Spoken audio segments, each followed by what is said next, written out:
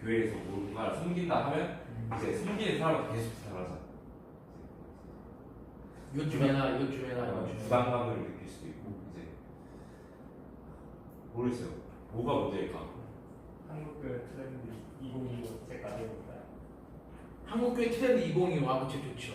근데 정죄까지 아니고 정죄하는 것도 참 문제를 해요. 정죄? 네. 정죄하는 게 문제다. 네, 그런 사람들도 있고 동형제가 이제 항상 가끔 이제 그런 얘기 많이 하시니까 한번 이제 그 얘기도 한번 들어보고 싶네요. 그러니까 이제 잘 믿는 사람들이 믿음이 좋아서 그런 거에 하는 거에 대해서는 좋게 생각하는데 이제 오래 다닌 친구들이 있잖아요. 교회를. 그런 작은 교회들이 그럼 그 친구들 우리가 이 희생이 있고 그럼 이제 새로운 친구가 있으면 이제 뭔가를 안 했을 때 약간 정죄하고 그러니까 무리가 지어지는 게 사실 그런 게 보이죠. 저도 교회를 오래 다니던 교회도 가봤었고 제가 이제 부산을 가면서 새 교회도 가서 이제 거기는 되게 잘 받았었는데 이제 저희 동아리가 조금 그랬어요. 친목을 하면서 이제 끼리끼리 뭐 그것도 있고 정죄를 한 사람도 있고 실제로 너의 믿음이 그밖에 안 돼. 막 그런 사람들도 있고 이상한 사람이 교회에 오기더라고 실제로. 그러니까 자 그런 사람을 품어야 되는데 그런 게 어렵죠. 사실 이제 애를 써서 하는 사람들이 헌신을 하는데 이제 딱 봐도 이제 약간 정신적으로 문제가 있거나 정신병원에 가야 될 친구들이 교회에 오기도 하잖아요. 실제로 한 명씩은. 그런 친구들을 품는 것 자체가 이제 어렵고 말씀이 중심이 되지 않는 게 말씀이 중심이 되지 않는 게 사람을 중심으로 모이는 게 더 문제일 수도 있어요. 사람이 중심으로 되는 게 문제다. 같이 그러니까 지금 생각해보니까 그러니까 모여서 성경을 본다기보다 나눔이 우선이고 이제 막 친해지고 그런 게 너무 많잖아. 같이 성경을 읽는 시간도 그런 것도 있고. 그러면 지금 우리 석정교회에서 그 어떤 거 같아요? 우리 석정군인 교회 모습은 어떠신 것 같아요? 근데 저는 군인 교회랑 그 사회인 교회랑 조금 다르게 생각하고 있어요. 왜냐면 어떤 면에서? 사회에 있는 교회는 그 하나님을 믿고 좀 잘 아는 사람들이 많이 와요. 대부분이 그런 사람들이고 그쵸. 소수가 하나님을 모르는 사람들인데 군인 교회는 그게 반대잖아요. 안 믿는 사람들이 훨씬 많죠. 그죠? 그럼 이제 성경에 대해서 말하는 것도 중요한데 알기 쉽게 근데 참 어려운 것 같아요. 그 본질을 얘기하되 이제 그런 걸 잘 전하는. 그러면 제가 여기서 질문 한번 해볼게요. 그러니까 방금 그랬잖아요. 하나님 말씀이나 예배나 기도보다는 친교가 우선시되는 한국교회가 문제다라고 그죠? 얘기했잖아요. 그런 것도 살짝 있는 것 같아요. 군인교회는 하나님 말씀이나 기도나 예배보다는 친교가 좀 더 중심이다. 근데 그게 중심이 되면 안 되는 거예요. 그러니까 도구긴 해야 되는데 중심이 되면 안 돼요. 지금 동우 형님 말 듣고 제가 먼저 하나 좀 깨달은 바가 있어서 그러니까 이게 도구이되 많이 활용이 될 수 있게 저희는 중심을 잃지 말아야죠.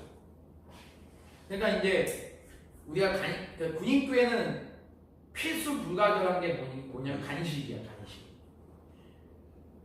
솔직히 토요일날 여러분들께 나오는 것도 쉬운 게 아니잖아요.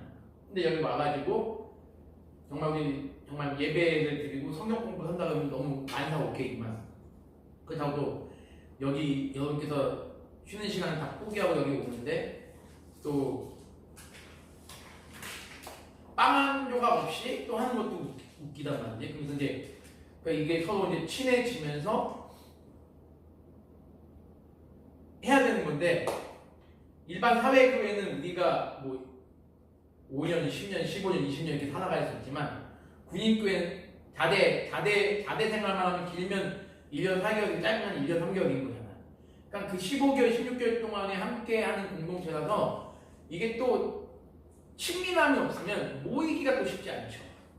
그러니까 그런 동우 형님 말대로 어느 것 하나가 중심이 되는 게 아니라 함께 이걸 가야 되는데 이게 조금만 잘못하면 이게 친교 중심이 될 수도 있고 아니면 너무 조금만 잘못하면 아까 동우 형님 말대로 군인교회는 예수님 믿지 않고 처음 오는 사람들이 70%인데 이 사람들만 데리고 말씀 위주로 나가는 것도 너무 이것도 좀 문제일 것 같고 뭐 그런 생각을 해. 근데 지금 내가 말하는 문제점은 근데 여기서 제가 그렇게 얘기하면 너무 답이 금방 나오니까 좋은 얘기를 해주셨어요. 좋은 얘기를 해주셨고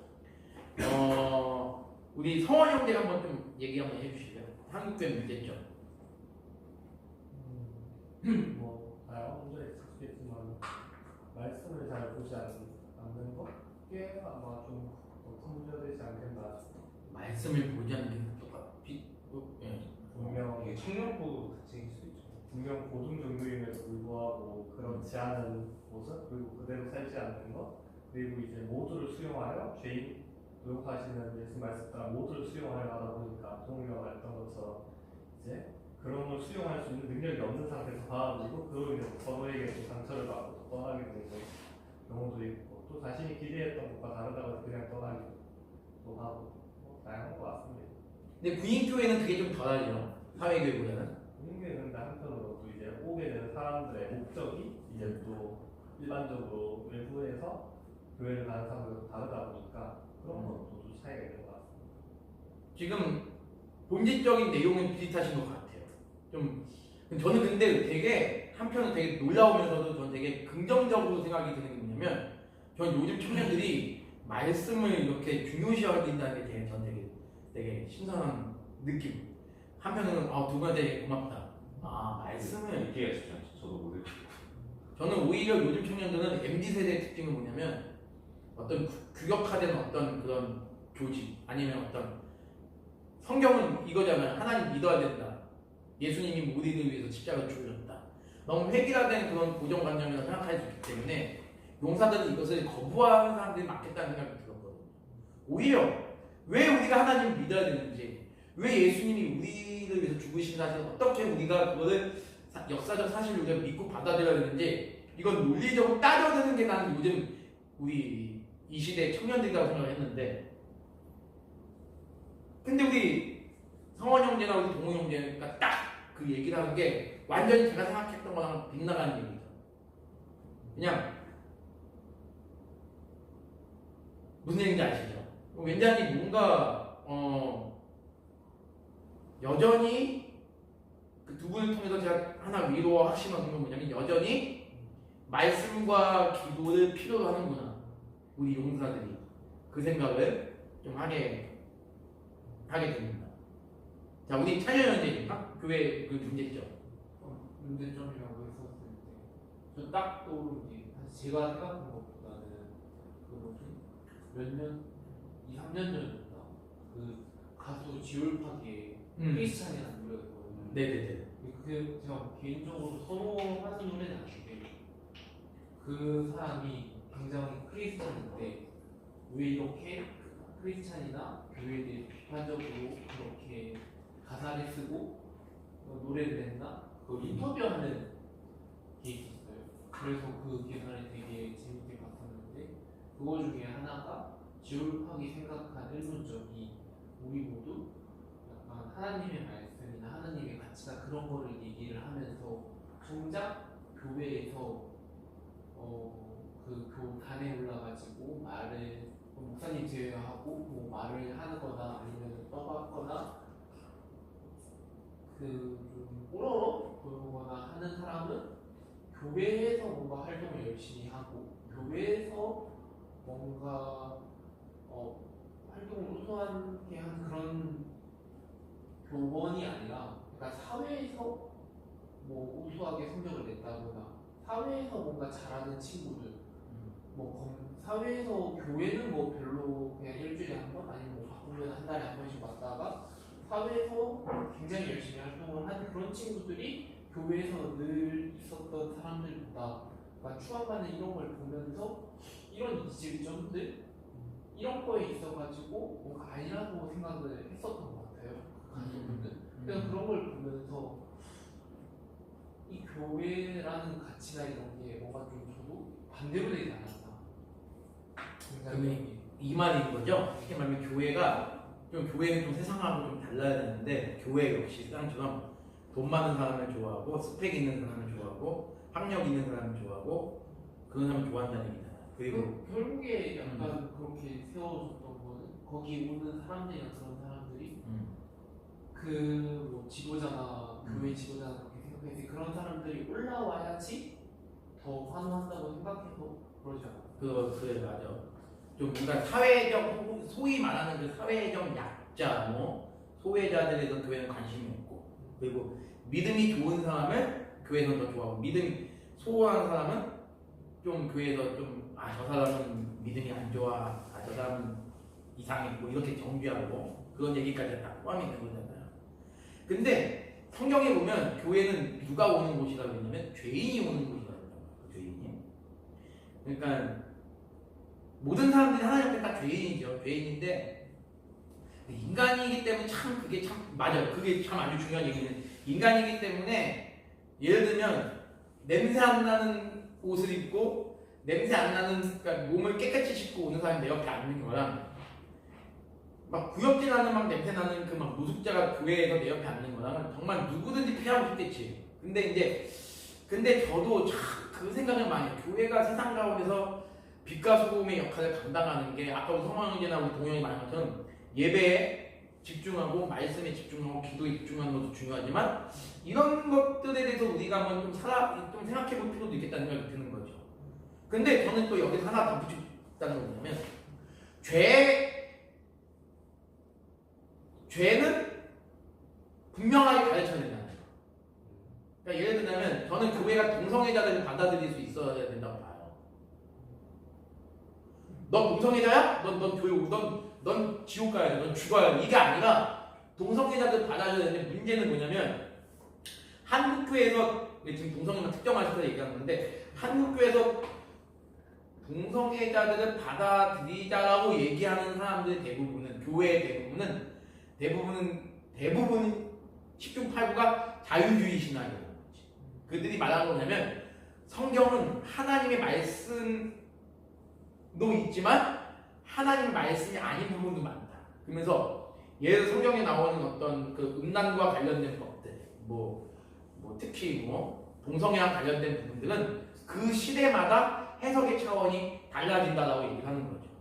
근데 저는 교회가 그들을 배척하면 안 된다는 거에 대한 확고한 입장이지만 그들을 교회로 만약에 들어오게 된다면 하나님 말씀대로 그 시대에 따라서 이 시대 때는 이들을 우리의 약자로 대해줘서 소수자로 대해줘서 우리가 그들을 그 동성애 자체를 우리가 인정해줘야 된다가 아니라 그들을 어떻게 해서든지 변화시킬 수 있도록 해야 돼요. 근데 교회가 그런 역할은 못하면서 두 가지 중에 하나야. 아예 배척해버려. 아니면 받아주는데 아니 그 상태로 아예 그냥 수용해버리는 거지. 이 둘 다 저는 이제 문제라는 거죠. 그런 면에서 저는 제가 못하는 일들을 하는 그 교회들이 너무 목사님들이나 성도님들이 되게 훌륭해 보여요. 노숙자들을 밥을 해주시고 가난한 자를 보살펴 주시고 교회가 그런 일들을 해야 되는 게 맞는데 참 이런 부분에 대해서도 저도 공감하는 바입니다. 좀 교회가 저도 세상과는 좀 다른 부분이 있어야 되는데 교회가 세상하고 똑같은 부분으로 나가는 부분이 이게 좀 질타의 대상이 되죠. 자, 이거 왜 물어보냐면 오늘 이제 좀 다른 거랑 좀 이제 맞물려 있는 것이기도 하고 그리고 여러분들 아마 부대 내에서 포대장님들이나 용사들이 교회를 비판하는 사람들 분명히 있을 거란 말이죠. 그죠? 한두 명씩 꼭 있을 거야. 교회 다니는 사람들 너는 왜 그렇게 살아? 그게 가장 중요한 비판이죠. 하나님을 믿는 거 안 믿는 거 그거 가지고 욕하진 않아. 야, 너 왜 하나님 믿어? 이런 사람은 없을 거란 말이야. 근데 비판하는 대부분이 야, 교회 다니는 사람들은 왜 삶이 그래? 대부분 그런 비판 아니야? 그럴 수도 있고 아니면 그냥 아예 하나님 믿는 것 자체도 이상하게 생각하는 사람도 있죠. 씨 없는데 그렇게 필요 생각하세요? 없는데 왜냐면 이게 생각하기 이제 무신론이라고 한다면 우리가 아는 것은 매우 어리석고 미련한 사람이에요. 왜냐면 이제 과학 교육이나 그런 걸 받은 사람들 입장에서는 그게 기본이라고 디폴트라고 생각을 하니까 차라리 이런 비판은 받아도 돼요. 만약 이런 비판이 여러분들한테 있다 그러면 이런 건 받아도 돼요. 왜냐면 이거는 결코 우리가 타협할 수 없는 부분이기 때문에. 그런데 만약에 제가 아까 얘기했던 야, 너 교회 다니는데 니네 기독교는 왜 그렇게 사니? 라고 한다는 질문을 여러분 받는다면 그 부분에서 우리가 한번 심사숙고하게 한번 생각해 볼 필요가 있겠죠. 이제 좀 이따 이제 그 얘기를 할 건데 그러면 기독교라고 한다면 우리 상환 형제 한번 물어볼게요. 우리 태균 형제는 잘 몰랐어요. 잘 모르죠? 모를 것 같아. 기독교에 대해서 아무 생각이 미안해요. 아무 생각이 없겠다는 생각이 들어요. 네, 그래서 이게 조금 이따 다른 걸 물어볼게요. 상환 형제는 어떤 거예요? 일단 저는 이 교회를 고등학교 2학년 때부터 다닌 입장에서 말씀을 드리면 그 전에 그게 안 다녔어요? 고2 때부터 딱 다녔는데 그 기준에서 딱 말씀을 드리면은 그 전까지 교회를 직접 다녀보기 전까지 교회에 갖고 있던 이미지가 별로 좋진 않았어요. 왜냐면 특히나 이제 어렸을 때 기준으로 보면은 친구들이랑 재밌게 놀고 있는데 어떤 아주머니가 다가오신다. 어른이랑 뿌리칠 수 없는 상황에서 이제 어떤 이제 그런 창세기에 관한 내용이나 그런 걸 이제 한 30분 1시간씩 이렇게 하시고 그리고 막 그런 약간 그런 이미지들 때문에 뭔가 이제 별로 좋진 않았는데 그 다녀보고 나니까 그 제가 다녔던 교회는 일단 그런 교회는 아니었어서 근데 뭔가 좀 약간 느낀 게 좀 진입장벽이 높은 느낌. 교회는 진입장벽이 높은 곳이다. 약간 약간 그러니까 완전 무신론자, 완전 신앙이 없던 사람이 딱 뭔가 아무런 사전적인 그런 거를 갖지 않고 딱 들어갔을 때 일단 예배 내용을 이해할 수 없습니다.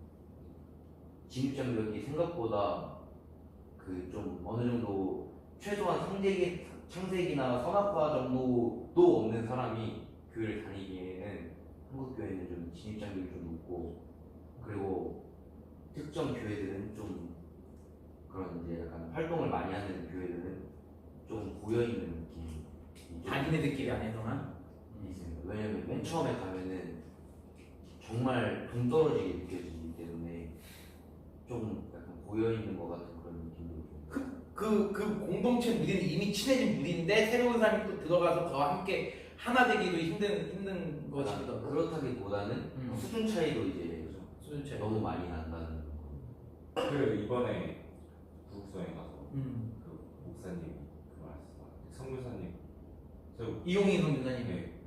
그 모세가 누군지도 모르고 이제 그런 부분에 대해서 저희는 사실 이렇게 성경을 처음부터 끝까지 쭉 읽는 게 아니고 설교를 하는 게 아니고 이 부분 빼서 하는데 이 부분도 가져와서 이제 설교를 하지 않았어요.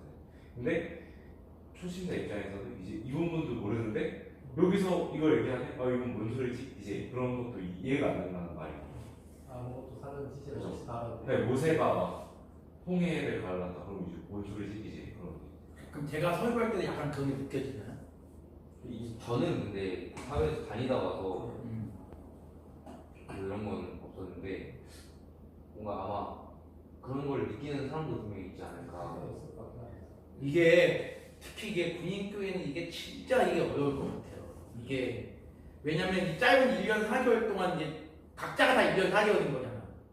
이 1년 4개월 안에 내가 뭐 저뿐만 아니라 모든 군인 교회 목사님 마찬가지겠지만 이들한테 어떻게 이 성경 말씀을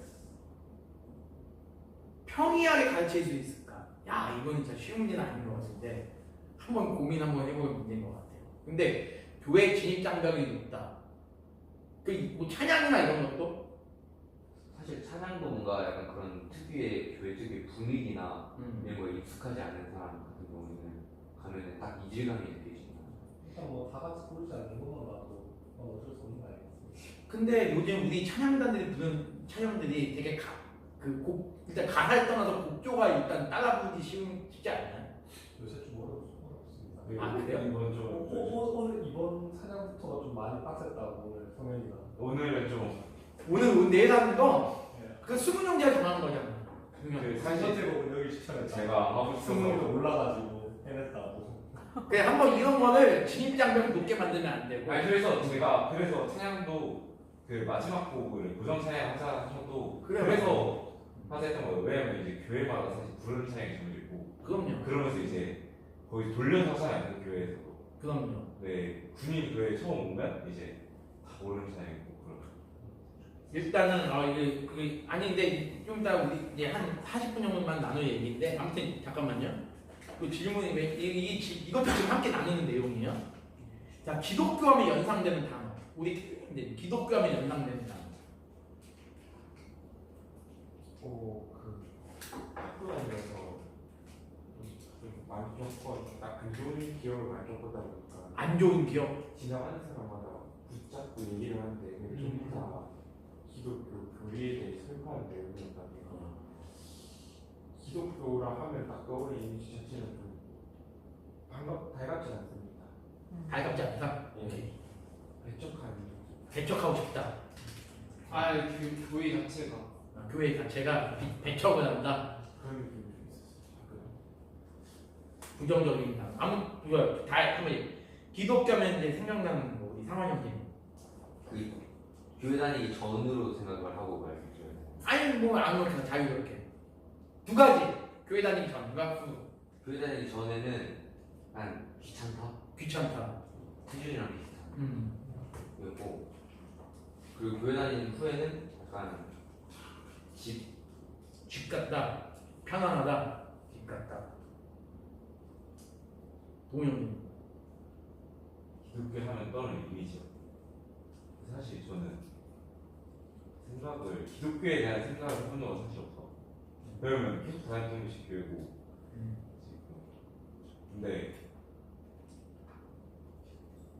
근데 하나님에 대한 생각을 하자면 어렸을 때 이제 사랑의 하나님에 대해서 되게 많이 배웠고, 그렇게 이제 요즘 약간 한 1년 정도 되죠. 공의의 하나님 이제 분노하시고 그거에 대해서 이제 거기에 대한 정립을 하는 스스로 지금 그 정리를 해나가는 시기인 거죠. 그죠. 성경을 쭉 읽어보고 이제 오케이. 어떤 분이신가. 사실 뭐 설교를 들어서 아는 거랑 그러니까 그죠. 그게 좀 달라고. 찬양이 되는요? 기독교하는요. 그리고 하면 이제 저 입장에서요, 이제 여자친구 덕분에 좋게 긍정적으로 하고 한 건데, 이게 좋은 말을 해도 어떻게 하냐에 있어가지고 받아들이는 사람의 차이가 큰 것 같아요. 그런 모습들 같은 거 있잖아요. 예를 들어가지고 막 드라마나 그런 데 보면은 저희가 막 사이비 같은 거 표현할 때 있잖아요. 사이비 같은 거 표현할 때는 되게 엄청 미친 사람처럼 막 표현을 하고, 기독교. 아니 기독교 말고 사이비. 그냥 사이비고 뭐 하나님의 교회라든지 아니면 뭐 JSM이라든지 막 할 때 엄청 무슨 뭐 미친 사람처럼 표현하고 사이코처럼 표현을 하기도 하는데, 근데 또 저기 예전에 누구였지? 이름을 까먹었는데 연예인 중에 한 분이 교회에서 되게 그냥 열정적으로 찬양을 부르는 모습이 있었어요.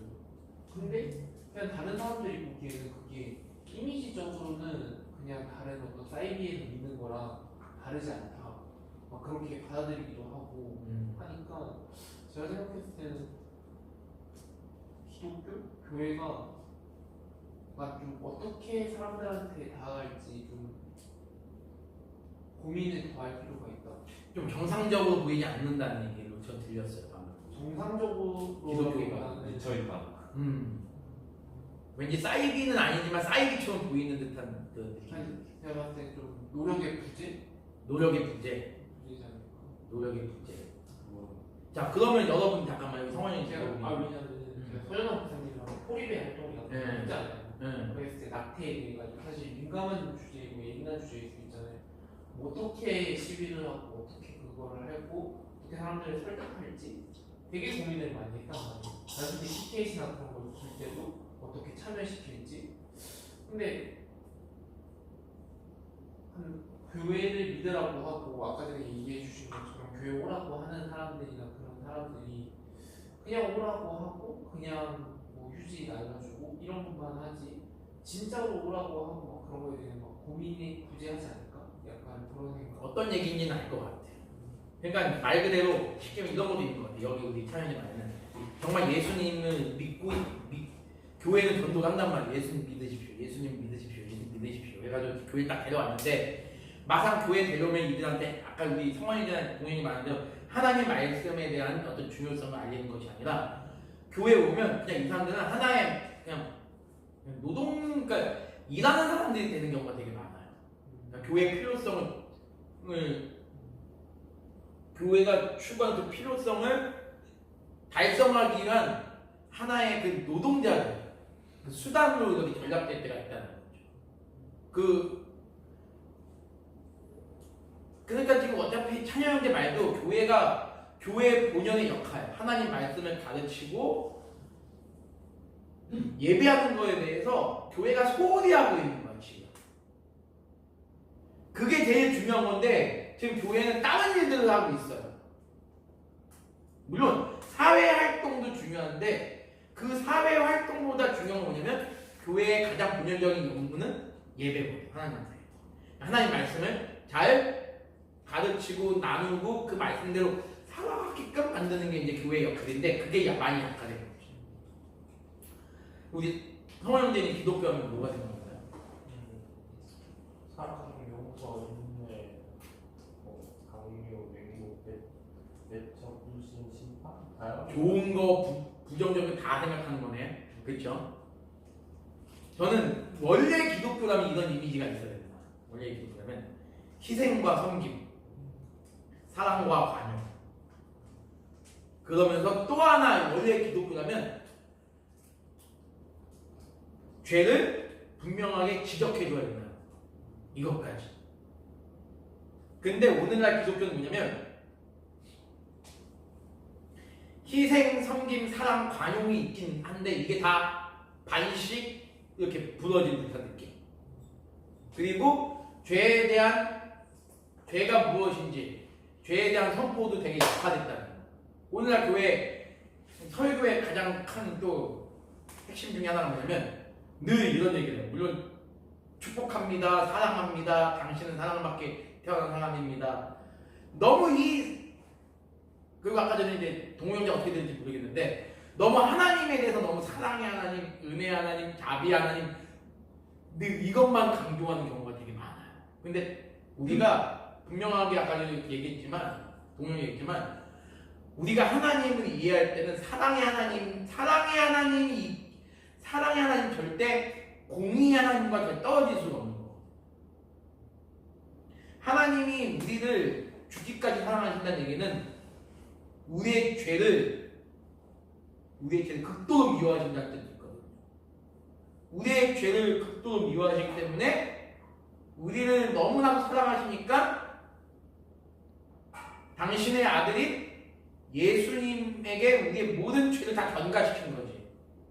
그를 위해서 죽게 하신 거. 그렇기 때문에 우리는 교회는 하나님은 우리를 사랑하시면서도 우리의 죄를 극도로 미워하신다 라는 사실을 또 알려줘야 되는데 그런 내용들이 또 많이 사라지는 상황이에요 지금. 단순히 교회는 하나님은 그냥 사랑이다.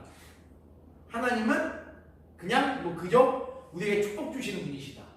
너무 이런 개념으로 가는 그런 부분도 교회가 교회답지 못하게 만드는 상황을 연출한 것 같다 라는 생각이 들어요. 근데 요즘 설교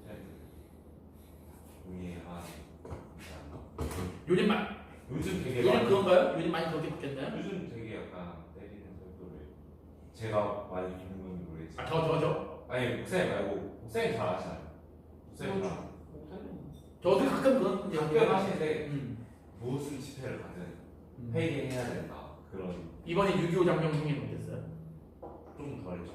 저희 유교 정정성에서 그렇게 하긴 그치. 약간 그 선교사님이 조금 그런 설교를 하시고 나머지 분들은 자 제가 이제 우리 용사 여러분들하고 우리 그런 얘기를 나누니까 이제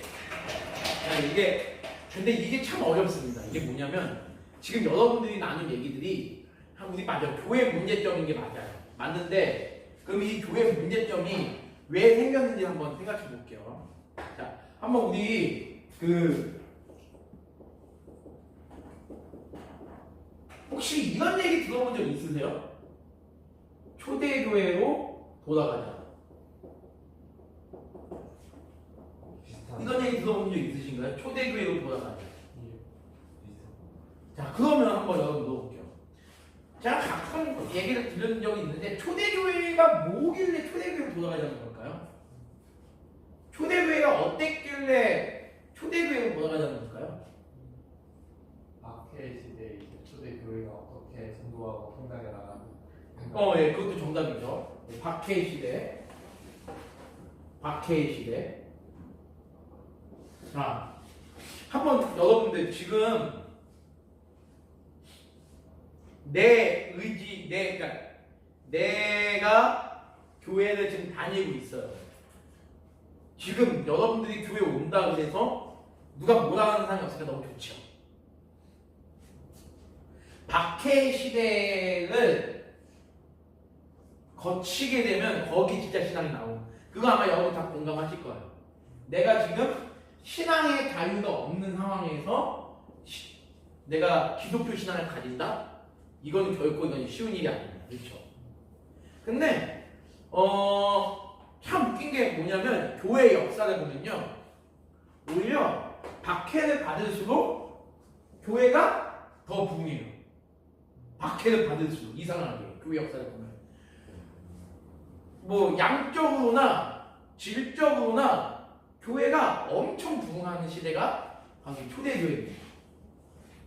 그런데 이상하게도 교회에 신앙의 자유가 생기니까 교회가 교회답지 못하게 변하는 게 되게 이제 보편화가 되어요. 그리고 교회가 더 감소되고. 자, 보세요. 한번 볼게요. 우리나라가 1960년대부터 1960년대 이제 1960년대 특히 1990년대까지 좀 길게 잡으면 여러분이 태어난 한 2005년까지가 기독교가 되게 부흥합니다. 우리 대한민국에서. 여러분 생각해보세요. 어느 나라도 기독교가 들어온 지 100년도 안 돼가지고 우리나라처럼 성장된 곳이 없어. 이승만 대통령 덕을 좀 보여.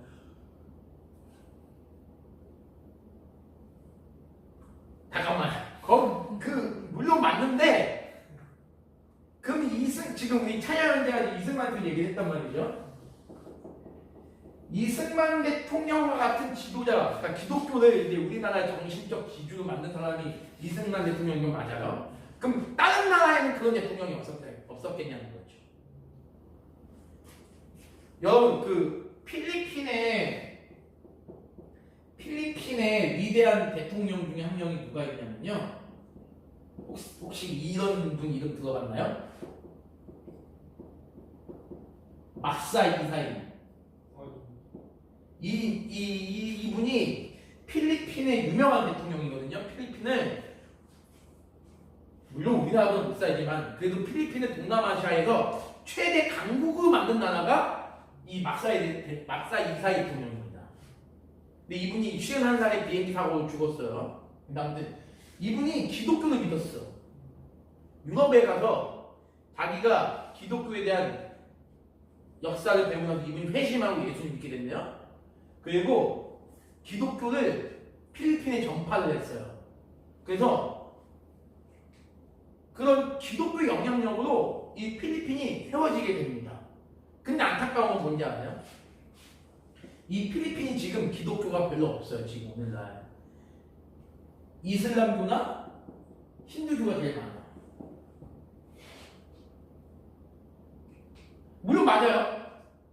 그런데 분명히 그 시대, 그 현대화 시대 때 우리나라 국민들이 6.25 전쟁에 겪고 나서 다 배고프고 가난한 시절에 이승만 대통령이나 그 당시 어떤 독립운동가들 중에 많은 이들이 기독교인이었어요. 안창호 선생님이나 뭐 서재필 박사님이나 김구 선생님이나 뭐 이승만 대통령도 마찬가지고 유관순 뭐 윤봉길 이런 분들 다 기독교 신자들이었어요. 뭐 이화여대 초대 총장이었던 김한남 박사님이나 다 기독교인이었다고. 다 근데 그 사람들이 물론 그 사람들의 어떤 그 현대 그런 어떤 근대 그런 그런 그 현대사에서 그분들이 했던 역할이 되게 중요합니다. 중요한데 근데 제가 봤을 때 이때는요 물론 그런 분들의 공헌도 있지만 이때는 우리나라에 십자가만 딱 세우면 진짜 거짓말 아니라 동우 형제가 신학을 한 그냥 석 달만 공부해서 내가 이제 목사님이 되겠다고 십자가를 딱 세우면요 동우 형제 앞에 한 수백 명 모여서 예배 드렸다니까 그 당시에는. 그래서 한번 보세요. 오늘날 성도 수가 몇천 명, 몇백 명의 교회들 보면요 아주 예외 몇 개 끊고는 다 교회가 1970년대 지어진 교회들이 다 대부분 많아요. 근데 그때는 교회가 진짜 제가 말씀드린 대로 십자가만 세면 부흥되는 그런 시기였어요. 근데 지금은 저도 제가 만약 개척을 하잖아요. 아마 저랑 우리 아내는 맨날 밥 쫄쫄 굶을 거야. 왜 그렇게 되냐?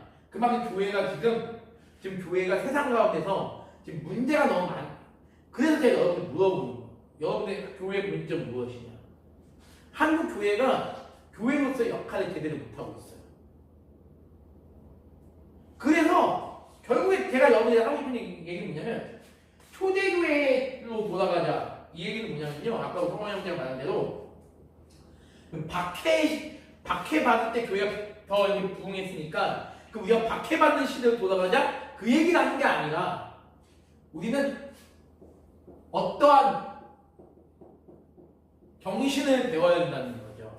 초대교회를 우리가 보면서 어떠한 정신을 배워야 되냐면 아까 전에 뭐 성원이 얘기했지만 뭐 희생과 섬김 뭐 저랑 비슷한 걸 말하는데 그것보다 더 중요한 건 뭐냐면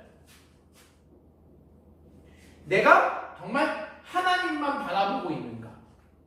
내가 정말 하나님만 바라보고 있는가? 어떤 상황에서도 이 부분에 대해서 우리가 좀 내 스스로에게 좀 질문을 좀 던질 수 있는 시간이 됐으면 좋겠습니다. 과연 지금까지 우리 여러분들한테 이런 얘기를 드리니까 조금 동떨어질 수 있겠지만 과연 지금 여러분들이 다니는 교회가 아니면 우리 한국 교회가 정말 하나님만 바라보고 있는 교회인가? 이 사실을 여러분이 좀 한번 곰곰이 한번 생각해 봤으면 좋겠습니다. 적어도 여러분들은 저도 마찬가지고 그럴 수 있었으면 좋겠어요. 하나님만 바라보고 있어요. 내가 지금 군생활 하는 동안에도 마찬가지고 군대를 전역하고 나서 내가 사회에 나가서 이제 여러분들이 이제 사회에 나가면 다 여러분의 삶을 다 사실 거잖아요. 그 삶의 과정 속에서 하나님만 바라보면 사는 게 무엇인가? 단순히 하나님만 바라보면 사는 게 하나님께 열심히 기도해야지만이 하나님을 바라보고 사는 것인가? 이걸로도 충분히 1시간 이상 토론할 수 있는 내용이 되거든요. 근데 한번 여러분께서 그걸 한번 곰곰이 한번 생각해 봤으면 좋겠습니다. 저는 이 말 속에 모든 내용이 다 들어간다고 생각해요. 초대교회에 돌아가면 지금 우리 교회의 문제점, 내 신앙의 문제점은 초대교회로 돌아가지 못했기 때문에 내 신앙의 문제점은 초대교회 신앙인들처럼 살지 못했기 때문에 저는 거기에 대답이 있다고 봐요. 초대교회 사람들은요 어떤 사람이냐면 바로 순교적 마인드로 살아가는 사람입니다. 저는 여러분들에게 좀 권면하고 싶은 게 있습니다. 뭐냐면 자, 동영이 순교적 마인드가 뭘까요? 동영이에게 순교적 마인드. 여러분 한번 생각해보세요. 순교적 마인드가 뭘까요? 나는 죽고 예수로 살아가는 그게 가장 원론적인 대답인데 그거를 실천할 수 있는 방법이 뭐냐는 거죠. 되게 나는 죽고 맞죠? 그 노래 있죠? 진짜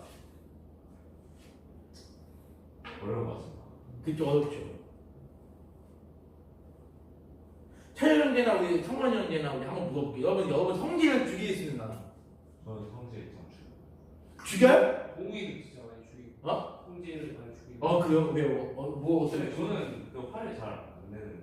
그래요? 화낼만 상황이냐고 그냥 웃고 넘기는. 그래요? 그게 원래 기질인 거야? 아니면 진짜 기질이 이게 참 그런 것 같아요. 순교적 마인드. 순교적 마인드. 이게 사실 이게 화를 내야 맞는 건가? 이게 하나님 하는 부분에서 그러니까 만약에 그러니까 그런 고민이 드는 거죠. 제가 기준을 주고 생각해보니까 하나님이 모욕을 당했을 때 만약에 장난을 치는 사람들이 많잖아요. 그런 모욕했을 때 내가 이런 화를 안 내. 하나님을 모욕한다고? 네, 만약에 그런 막 예수쟁이라고 판단을 했다. 근데 예수쟁이가 나쁜 말인가? 약간 그냥 그런 생각 들고 이제 어려운 거죠. 참.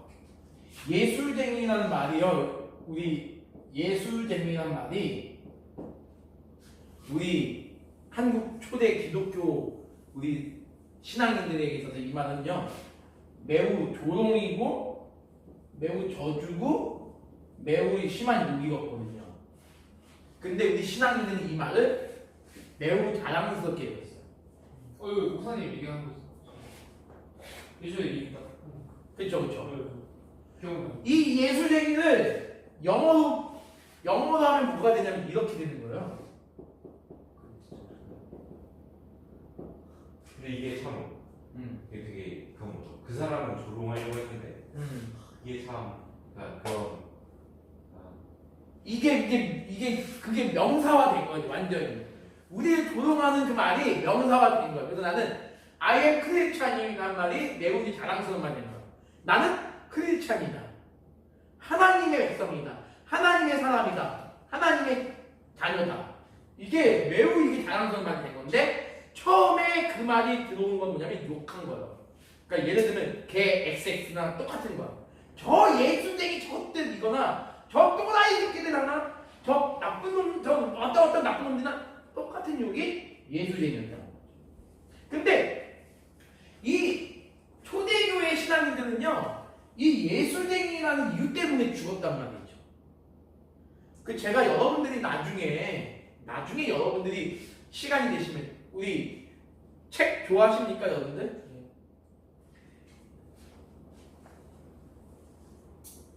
일단 여기 10대 박해라는 책이 있어요. 10대 박해. 10대 박해라는 책이 있는데 이 책에 보면 로마 제국 350년 역사 중에서 로마 제국의 350 역사 중에서 거의 270년은 거의 기독교 박해 역사거든요. 이 기독교 박해 역사 중에서 제일 큰 아주 중요한 10가지 그 기독교에 있는 박해한 사건을 이렇게 하나하나 이렇게 열거하는 게 10대 박해라는 책입니다. 제가 그 책을 선물로 드릴 수 있으면 좋겠는데 한번 볼게요. 아무튼 이게 되게 중요해요. 이 책을 보시면 그 당시 기독교인들이 내가 예술쟁이라는 것 때문에 내가 어떻게 모욕을 당하고 내가 어떻게 어려움을 당했고 내가 어떻게 죽어갔는지를 내가 아니고 그들이 어떻게 죽어갔는지 보여준 책이에요. 그러면 우리는 그런 순교를 당하는 그 신앙인들의 모습을 보면 우리가 뭘 배우게 되냐면, 야, 지금 여러분들은 뭐라고 하는 게 아닙니다. 절대. 내가 지금 신앙생활 하는 거는 진짜 아무것도 아니구나 라는 생각을 하게 돼요. 내가 군인교회는 예배가 일주일에 한 번밖에 없잖아요. 일주일에 한 번 드린 예배조차도 내가 너무 이 예배를 그냥 건성으로 드리고 있었구나라는 생각을 하게 됩니다. 저는 이 시대의 기독교인들에게 좀 던지고 싶은 질문이 바로 그겁니다. 저한테 던지는 질문이요. 너는 그런 순교적 마인드로 살아가고 있느냐? 순교적 단순히 내가 하나님을 위해서 죽는다는 개념이 아니라 정말 내가 하나님의 말씀대로 내가 살아가려고 노력하는 게 순교적인 마인드잖아요. 사람은 연약해요. 화가 나면 화를 낼 수밖에 없고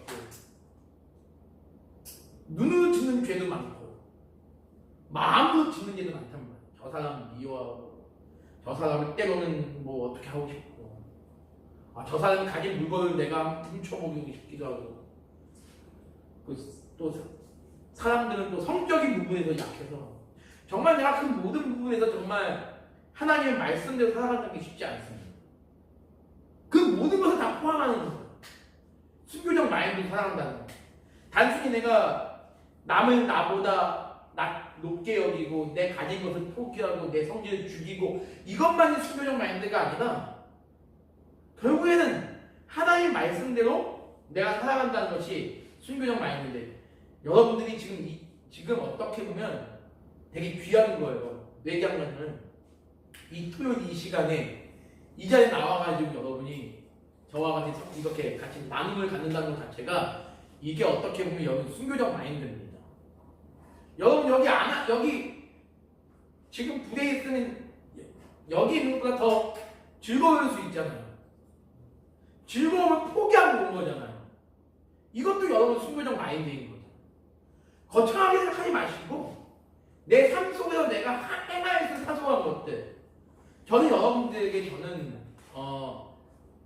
말씀드릴 게 뭐냐면 우리 태준 형제는 이제 좀 이게 그렇게 됐으면 좋겠습니다. 태준 형제 그렇게 됐으면 좋겠지만 적어도 여러분들 1년 365일이 우리 하나님께서 저와 여러분에게 허락하신 날이지만 적어도 주일만큼은 여러분이 하나님 앞에서 코람데오 하나님 이게 하나님이에요. 하나님 앞에서 모모 앞에서 하나님 앞에서입니다. 하나님 앞에서 그냥 살아가는 게 아니라 하나님 앞에서 철저하게 살아가야 되는 날이 됐어요. 주의가 하루만큼. 이게 또 순교적 마인드가 될 수 있어요. 자, 그러면 목사님 저는 근무를 서야 되는데 외출, 외박, 휴가를 나가는데 자, 제가 어떻게 살 수 있을까요? 특히 근무하는 분들. 그 순간 내가 위병 근무를 하든 CCTV 근무를 하든 무슨 근무를 하든 간에 그 순간만큼 근무를 하면서 하나님 앞에 예배드리는 자로서의 삶으로 살아가야 된다는 거죠.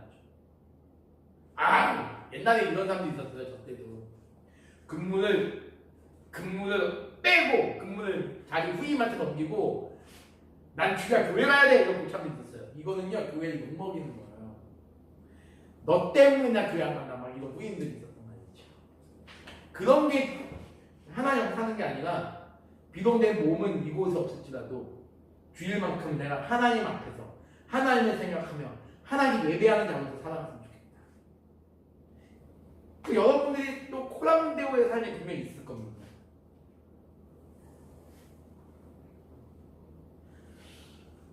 뭐 하나하나 다 얘기하면 너무 시간이 없고 근데 아무튼 우리 초대교회 이 성도들은 그런 죽음을 다 견디면서 신앙생활을 했어요. 자 그러면 제가 간단하게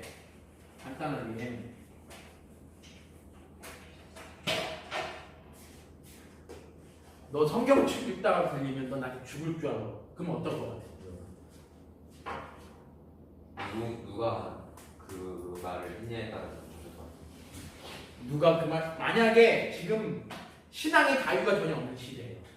신앙의 자유가 없는 시대인데 너 이 성경책 읽다가 걸리면 죽어. 신앙의 자유가 없는. 이거는 뭐 지금 상한 형제가 지금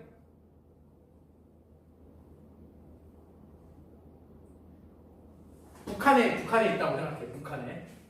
북한에 있는 사람이에요. 북한은 기독교의 신앙의 자유가 인정되지 않잖아요. 어떡하시겠습니까? 제가 만약에 지금 한국이 아니라 북한에 있으면 더 간절하게 원할 것 같아요. 기도 오히려 더 힘들기 때문에. 그 말은 이게 지금 상하 형제 말이 맞는 거예요. 내가 지금 힘들고 죽음의 위기에 있는 상황 속에서 오히려 기독교를 더 순수하게 믿었어요. 그 사람들이. 초대교회는 그런 시대예요. 자, 초대교회는요 언제부터 초대교회냐고 내가 얘기했잖아. 초대교회는 예수님이 승천하신 직후부터 거의 400 그러니까 5세기까지예요. 450년까지. 이때가 언제냐면요.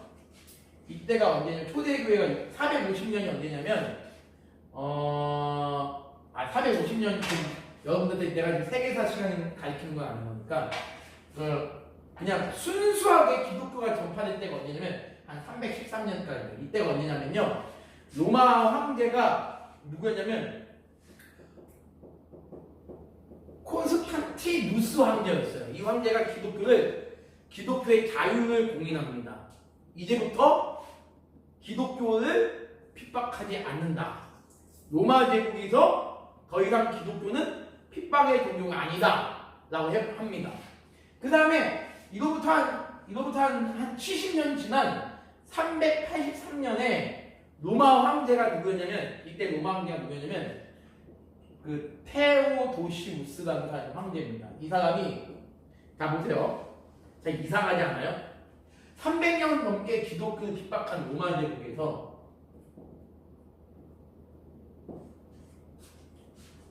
기독교를 로마의 국교로 만들어버려요. 로마 제국의 국교, 자, 콘스탄티누스 황제가 313년에 밀라노 칙령을 통하여 기독교의 자유를 공포하고 70년 지나서 테오도시우스 황제가 기독교 아예 국교를 정해버렸어요. 자, 그럼 한번 물어볼게요. 자, 그럼 이 당시 로마에는 종교가 있었을까 없었을까요? 있었죠. 어떤 종교가 있었죠? 로마는 그 당시 태양 뭐 그 태양 신도 믿고, 여러분 그리스 로마 신화 알잖아요. 뭐 아폴론 신, 비너스 신, 제우스 신, 그 수많은, 그러니까 다 신문이었단 말이에요. 자, 그런데 로마 제국이 기독교를 박해한 가장 첫 번째 이유는 뭐냐면요, 이 신들을 안 섬기는 건 상관이 없어요. 그래, 너네가 이 신을 안 섬겨도 돼. 너네 기독교 믿어도 돼. 근데 여기에 뭐 하나 추가가 되냐면 황제 숭배. 황제 숭배. 일본이 우리나라를 36년간 지배하면서 신사참배를 강요한 것보다 이건 더 큰 거야. 신사참배를 강요한 것도 일본이 정말 악독한 그런 거였지만, 이건 뭐냐면 말 그대로 황제를 신으로 숭배해야 너네 기독교에는 인정하겠다는 거거든. 근데 성경에 하나님 외에 다른 신이 없다고 믿는 사람들한테 황제 숭배가 말이나 됩니까? 이게 첫 번째예요. 기독교 박해를 당한 첫 번째 이유예요. 자, 북한에서, 자, 엊그저께도 그 얘기를 하더라고요. 그 엊그저께 아니면 한 2주 전이죠. 그 우리의 그 김정은을 이렇게 그 북한 관영통신인가? 거기 북한 중앙 TV에서 얘기하더라고요. 우리의 위대한 어버이시자 뭐 우리의 절대자이신 뭐 김정은 수령이 아니라 김정은 무슨 지도자이라고 그러더라고. 지금도 북한 그렇게 얘기하더라고요. 그럼 우리가 북한 가서 김정은 앞에서 김정은은 그 정도 실격하지 않고, 아니 그 정도 실격하면 하는 동시에 우리가 기독교 민단 잘 되겠죠. 근데 그런 게 아니야. 우리는 둘 중에 하나요. 죽냐 사느냐. 초대교회 신자들은요, 오히려 이 상황에서 박해를 받을수록 저 이상한 형제나 누가 황제를 숭배하지 않고 끝까지 난 하나님 믿고 죽겠노라가 죽어요.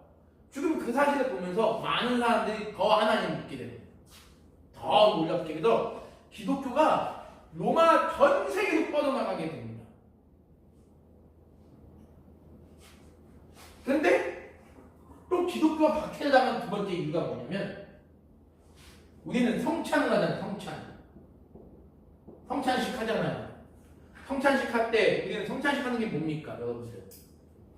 예? 마심으로 내가 죄인임을 깨닫고 내 죄를 우리 예수님이 나를 대신하여 십자가에서 몸과 피를 찢겨 주시고 흘려 주심으로, 피를 흘려 주심으로 우리가 구원받았다. 그 주님과 우리 하나 되는 거잖아요.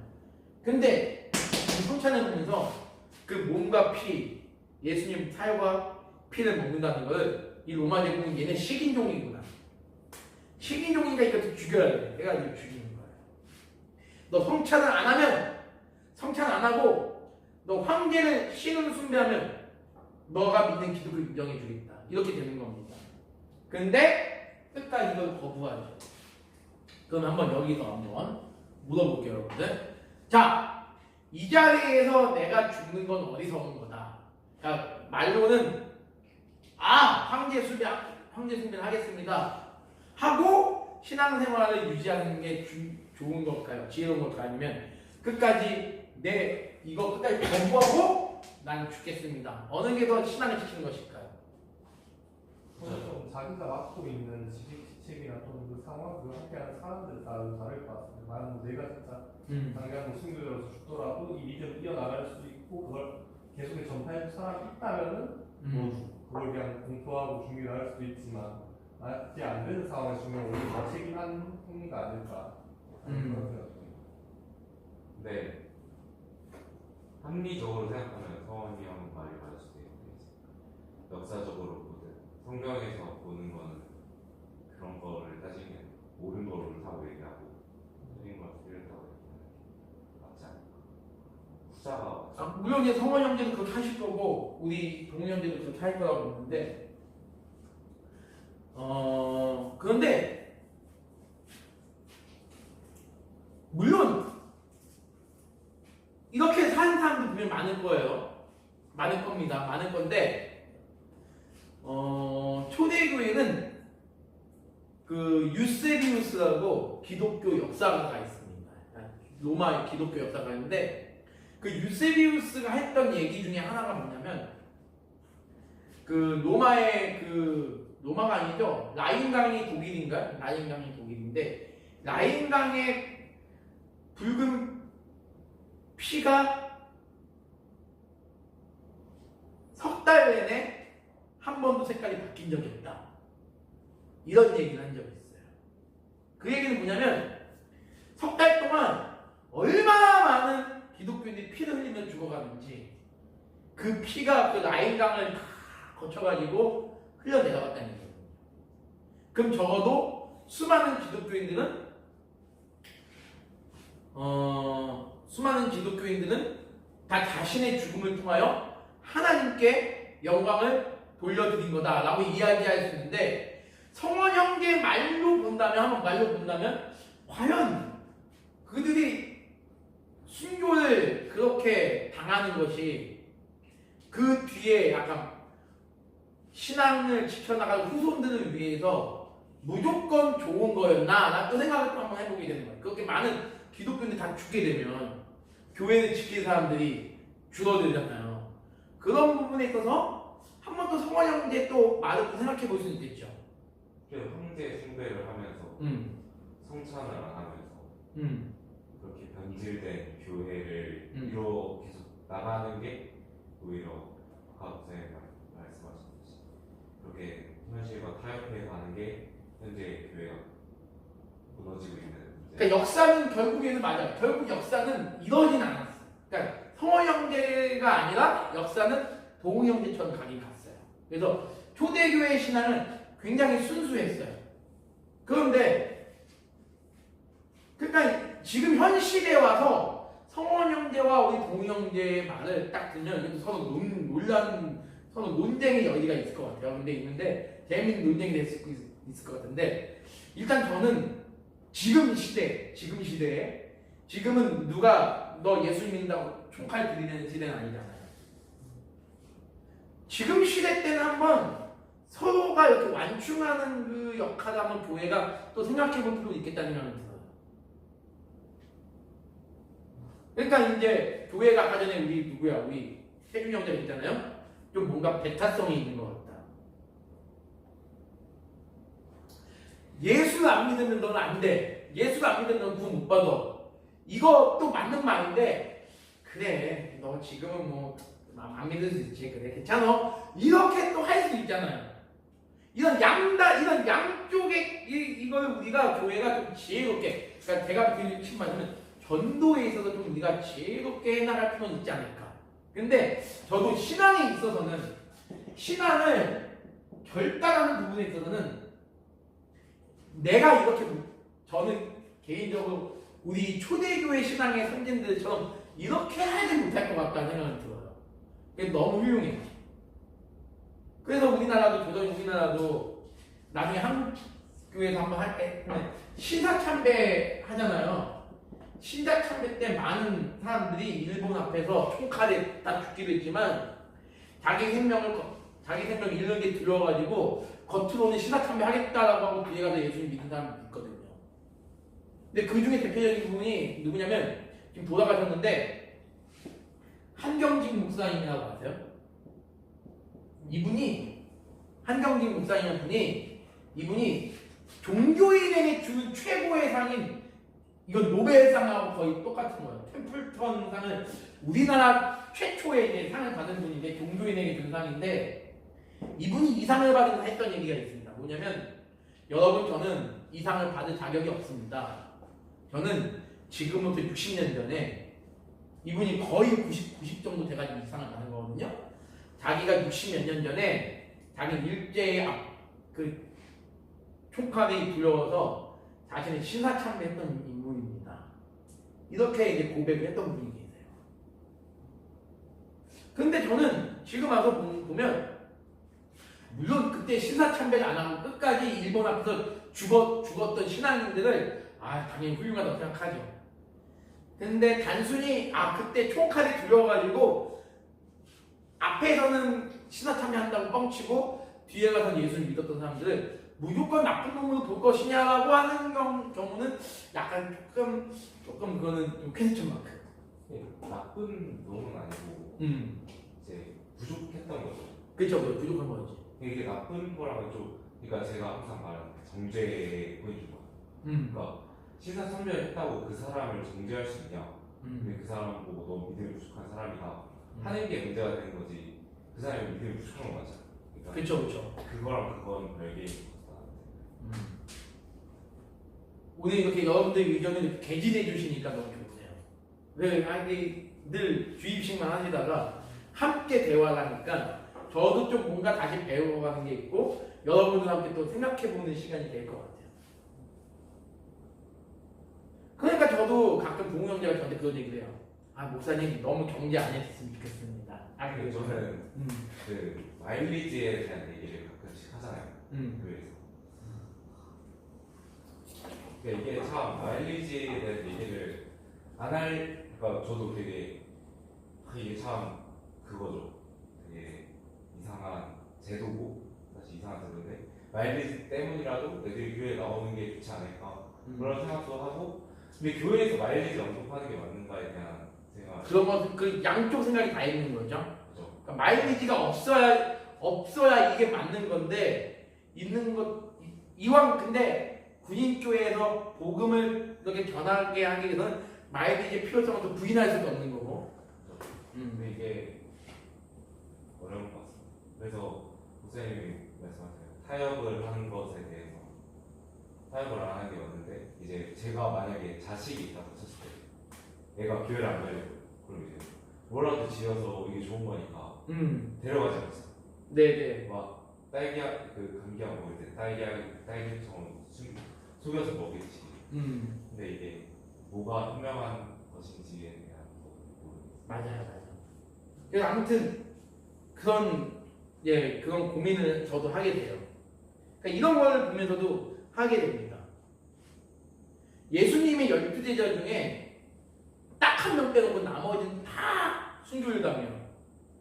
순교 어떻게 당하냐면 살가죽이 벗겨서 죽는 사람이 있고 목이 잘려서 죽는 사람이 있고 창에 찔려가지고 죽는 사람이 있고 X자형 십자가에서 못 박혀 죽는 사람이 있고 십자가에 거꾸로 매달려 죽는 사람이 있고 뭐 칼에 수십 번 베어서 죽이는 사람이 있고 그래 죽습니다. 그러면 여러분들이 이런 질문을 할 수 있어요. 왜 보세요. 한번 잘 생각해보세요, 여러분들. 다른 종교는요 기독교처럼 순교자가 있는 데가 없습니다. 근데 기독교는 유독 순교자가 많아요. 왜 그럴까요? 다른 종교와 양립할 수 없기 때문에 다른 종교 양립할 수 없기 때문에 좀 구체적으로 한번. 상호 존중을 할 수가 없어서 그러니까 다른 종교에서는 이제 뭐 구약 역사서에만 봐도 이제 다른 나라에서 그 종교를 믿는 사람 들어오면은 당신들 하나님 당신의 평화를 빕니다라고 그렇게 인사를 하면서 서로에게 좀 하지만 이스라엘에 그런 게 전혀 없었지 않습니까? 그래가지고 다른 나라의 정치적인 좀 공격을 받고 네. 뒷발을 받기도 하고 그런 것처럼 양립할 수 없는 그런 교리가 있기 때문에 더 그런 게 있는 것 같습니다. 이 말 양립할 수가 없는 거. 베타성이란 말이 꼭 나쁜 말은 아니에요. 이것만 보면. 자, 그럼 여러분에게 제가 하나만 질문 한번 드려볼게요. 끝난 타임 거의 다 됐는데 충분히 1시간 이상만 하면 될 거는데 시간이 금방 가네요. 자, 한번 물어볼게요. 자, 여러분 1 더하기 2는 2다. 진리입니까? 진리가 아닙니까? 1 더하기 2는 2다. 진리입니까? 아닙니까? 진리입니다. 그렇죠. 진리죠. 자, 그러면 기독교인들에게 있어서 1 더하기 2는 2가 진리인데, 자, 하나님은 유일하신 이렇게 말하지 않고 신은 하나님 한 분입니다. 자, 여러분들에게 있어서 진리입니까? 진리가 아닙니까? 진리죠. 그러면 어떤 게 더 큰 진리인가요? 여러분에게 어떤 게 더 큰 진리인가요? 후자. 자, 그러면 볼게요. 1 더하기 2는 2예요. 1 더하기 2는 2인데 1 더하기 2가 3이다. 1 더하기 2가 죄송합니다. 1 더하기 1이 3이다. 이렇게 우기는 사람이 있어요. 근데 1 더하기 1이 3인 사람이 여러분의 힘이 더 세. 그 여러분은 어떻게 하겠어요? 얘는 거짓이래. 얘가 말하는 게 1 더하기 2는 3이야. 1 더하기 2는 2가 아니라 3이야. 너 1 더하기 1이 3이라고 말하면 죽일 거야. 하면 여러분 어떻게 하겠어요? 3이 되는 그냥 거죠. 그래 이게 아무리 진리더라도 그래 1 더하기 1이 3이다. 내 목숨 이것 때문에 버릴 수 없어. 그래서 우리는 이걸 지킬 수 있잖아요. 그렇잖아요? 원은 360도다. 근데 원이 380도다 라고 믿는 사람한테 그래 알았어. 근데 아무리 이게 진리더라도 그러나 이거는 우리가 아무리 이거는 누가 신은 2명이야 라고 얘기하는 사람하고 아무리 이건 우리가 양보할 수 없는 부분이잖아요. 그렇잖아요. 저는 그렇기 때문에 역사를 봤을 때 기독교만큼 순교자가 많은 이유가 이게 제일 중요하다. 왜? 우리가 가진 진리는 그 어떤 세상의 도덕, 윤리, 철학과 바꿀 수 없는 거기 때문에. 그러나 불교나 천주교나 천주교 얘기 나서 불교나 천주교나 힌두교나 이런 모든 종교들은 다 언제든지 다 바꿀 수가 있어요. 아니 바꿀 수가 있는 것 떠나서 이미 혼합을 해버렸어요. 혼합을. 대표적으로 불교는 부처님을 신으로 믿는 게 아닙니다. 내 인생에 있어서 내가 누구나 인간은 부처가 되어 있다는 그 해탈을 늘 목표로 살아가는 거예요. 단지 석가모니 그 부처라는 분은 그러한 나의 인생의 모범자로서 우리는 존중하는 거였는데 불교는 그러면 철학이에요. 철학. 그런데 사람들은 불교를 믿으면서 부처님 믿게 되고 거기까지 좋아. 그래 좋아. 부처님 믿게 됐어. 거기까지 좋은데 갑자기 중국이나 인도의 무슨 해를 신으로 섬기는 걸 수용하고 뭐 인도의 고대 신들을 다 수용했단 말이에요. 그러니까 유일신이 아니라 그러니까 그들은 자기들의 필요에 따라서 신들을 다 수용했단 말이에요. 이슬람도 근데 저는요 이 이슬람한테 하나 배워야 될 게 있다고 봅니다. 이슬람은요 자녀들에게 야 너네가 믿는 신은 알라 신 한 명이야. 이거를 애기 때부터 가르쳐. 애기 때부터. 얘네들 유일신 믿거든요. 유일신 믿는데 얘네들은 이제 우리랑 다른 게 뭐냐면 한 손 코란 한 손 칼이에요. 그래서 언제든 얘네들은 내가 알라를 위해서라면 자폭할 수 있다. 그러니까 얼마나 얘네들 무섭습니까 싸울 때. 미국도 막 공격하잖아요. 빌딩도 막 공격하고 막 무너뜨리고 하잖아요. 자기 자신 자폭하고 죽는 게 이슬람이에요. 내가 그걸 본받고 있다는 게 아니라 그 정도로 아이들에게 신앙교육을 어릴 때부터 철저하게 시킨 애가 이슬람이에요. 근데 우리 기독교는 하나님이 유일하신 분이신데 우리 하나님 유일하신 참 하나님을 믿는데 이걸 왜 우리 자녀들에게 그걸 가르치지 않느냐는 거예요. 저는 그렇기 때문에 우리 동무 형제가 아까 자녀 얘기했잖아요. 저는 그게 그 비유도 되게 멋있는 비유인 것 같아요. 내 자녀를 위해서라면 어떤 달콤한 그런 딸기 사탕을 주서든지 교회를 이끌어오겠다라는 그 믿음. 그건 아주 좋은 믿음인 것 같아요. 근데 아무튼 간에 참 그런 믿음이 어떻게 주어졌는지 모르겠는데 초대교회 신자들에게 그런 믿음이 있었다는 거죠. 하나님 한 분, 내 생명, 이게 이슬람하고 다른 점이에요. 이슬람은 내 신앙을 지키기 위해서 내가 저 사람을 죽였지만 나도 죽이는 거야. 나도 죽고 얘도 죽여야 돼. 내 신앙을 지키기 위한 거야. 근데 기독교는 뭐예요? 내 신앙을 지키기 위해서 내가 죽고 나를 죽이는 사람을 살리는 게 기독교 신앙이에요. 기독교에서 순교자들 보면요, 항상 죽을 때 항상 나를 핍박하고 나를 저주하고 나를 죽이고자 하는 저들은 용서해달라고 기도하고 죽습니다. 예수님이 먼저 그런 삶을 살았죠.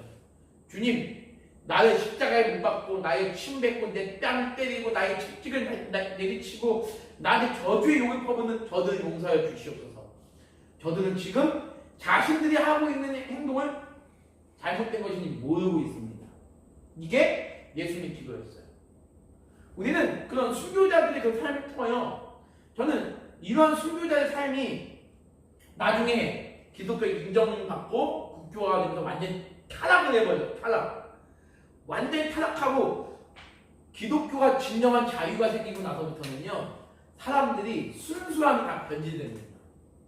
그러니까 저는 그래서 오늘날 우리 한국교회의 가장 큰 문제점은 뭐냐면 너무 교회에 자유가 주어져서 지금 이런 문제점이 생기지 않았을까 생각이 들어요. 이럴 때 지금 2000년 전에 우리 초대교회 신앙의 선진들의 삶을 통하여 저와 여러분들이 과연 내가 그런 순교적 마인드로 살아간다는 게 무엇인가를 우리가 좀 생각해 보시면서 좀 여러분께서 이제 신앙생활을 잘 영위해 나갈 수 있으면 좋겠습니다. 예, 그게 제일 중요한 것 같아요. 이제 오늘은 시간이 없어서 이 정도로 끝내고, 자, 한 3주만 기도 마치겠습니다. 하나님 감사합니다.